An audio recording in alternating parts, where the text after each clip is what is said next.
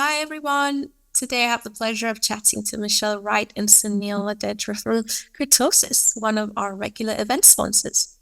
We will be discussing the evolution of tailored client experiences through secure client portals.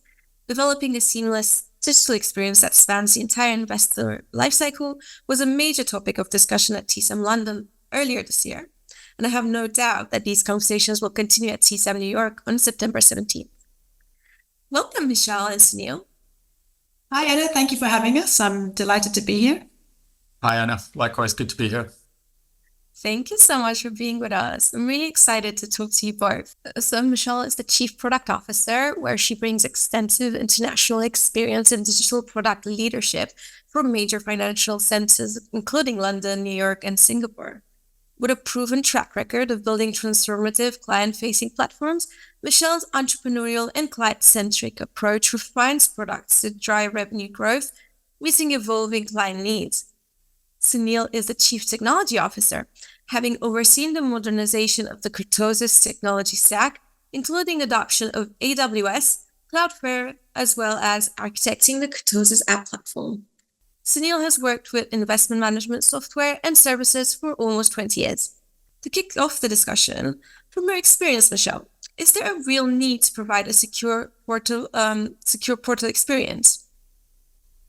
Thank you for introduction, Anna. At the beginning of the year, Kurtosis had these exact questions, and we surveyed a number of international institutional investors.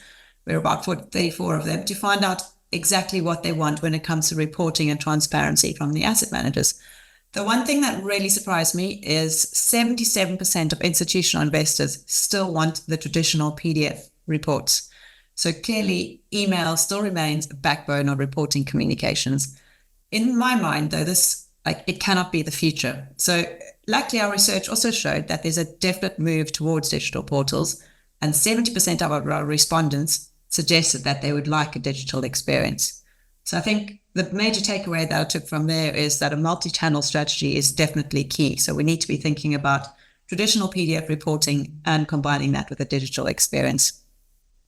Yeah, so we've also found that providing a secure online digital experience is becoming more and more important as we see the investor base shift towards a mass affluent group and a new generation of investors emerging. These investors are more inclined to manage their investments online and have higher expectations around the security and functionality of the platforms that they use. A portal lets them interact with their investments in real time, receive personalized updates, and communicate with advisors in a way that feels more natural to them. Wow, 70% is quite a high number. Though I'm sure the implementation of a client portal comes with its own challenges. What lessons would you say you've learned from your experience of providing client portal solutions at Kurtosis, Sunil? Yeah, we found that there can be many challenges integrating across different organizational areas and existing IT systems, and particularly when it comes to data. So having a solid data strategy is crucial because the data on the platform really underpins everything else that you want to do. And it's also essential to balance security controls like multi-factor authentication and password policies with a good overall user experience as well. So there are always concerns around cybersecurity, scalability, and performance, but these are challenges that can be overcome and addressed by leveraging technology all the time whilst creating client-centric experiences that are still secure. If I can come in as the Chief Product Officer, I'm always thinking about the client. So I will think about this in terms of the client's experience and the client's perspective. I think a portal, it still seems to leave a bit of a bad taste in people's mouths. I think the challenge is that there's a barrier to entry. I think as Sunil touched on, most portals require complex multi-factor authentication for when you log in. And then once the client gets past the login, I don't think the experience is good enough to take that challenge of logging in. Normally when people log into a portal these days, they aren't offered anything different than you can get via email. So you just be offered your documents that you could have had via email. So obviously this leads to frustration for our investors and there's very little value. I really think that there's opportunity and we can provide investors a lot more. It sounds like organizations still have a lot to learn when it comes to a balanced client experience. Michelle, what is your vision for the next generation of digital experience? So taking you on a journey, imagine a space where you have a seamless login experience. You're welcomed with personalized reports, tools, dashboards, allowing you to focus on what really matters to you. Customization is no longer a nice to have. In our survey, we found that 82% of institutional investors will only invest with managers who adhere to their specific reporting requirements. And these days, I think people also expect real-time access to data. They want data to be able to predict market trends, do portfolio performance, kind of look at investment metrics. It really needs to enable you to make more timely decisions than what you can today. So we need to think about increasing the responsiveness to these market changes. I think in our report, in our survey, we have noticed that there's a trend towards consolidating data in one place. 82% of our respondents from our survey, they want a single platform. They want to log into one platform across all asset managers to receive all their reports in one place. So I think what we can learn here is from the open banking environment, but imagine the same thing for institutional investors when you can see everything across all your kind of clients. So people want to be able to make better and faster decisions. So we need improved decision-making tools that can analyze large data sets, identify patterns, and provide predictive insights, things that aren't possible with the traditional reporting methods. So people want to anticipate market movements to optimize their asset allocation or to identify investment opportunities. So we need to provide tools to enable people to simulate the various market conditions and to understand the risks and prepare strategies for different market scenarios.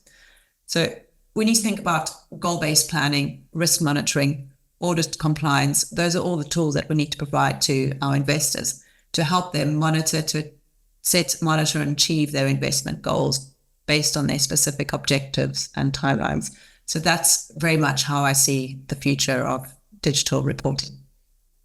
That's quite a vision. I've heard customization and improved client experience through the use of portals come up a lot in discussions lately. So Sunil, what would you say are the technology considerations to support this?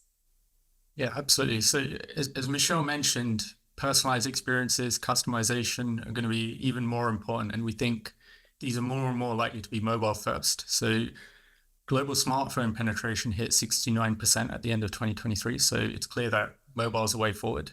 So it has to be a minimum that you support. And the way that investors communicate is also changing. So we think everything should be in-app, and the way that investors communicate with advisors will change. So online through video calls as opposed to face-to-face and messaging. And then with mobile, there's an even higher expectation to self-serve access to information anytime, anywhere. And with that, there will also be opportunities to streamline things like the authentication process and make them more seamless for end users. So that could be with simpler MFA or even using biometrics that are baked into your phone. And finally, there's, of course, a lot of buzz around AI right now, rightly so. And we think prompt-based interfaces and chat-like experiences are going to become more commonplace, and that's going to offer that level of customization and personalization, and then also, again, back up that natural way of interacting with the content. And then AI won't just be for the investors, but also for advisors and wealth managers who will increasingly use it to identify investment opportunities and, again, deliver personalized advice more quickly, adding real values to their investors. Thank you, Sunil. So based off these insights, what do you think we can learn from cloud platform providers on how to make this an investor-centric experience, Michelle? So I think tech companies have long understood the power of putting the client first.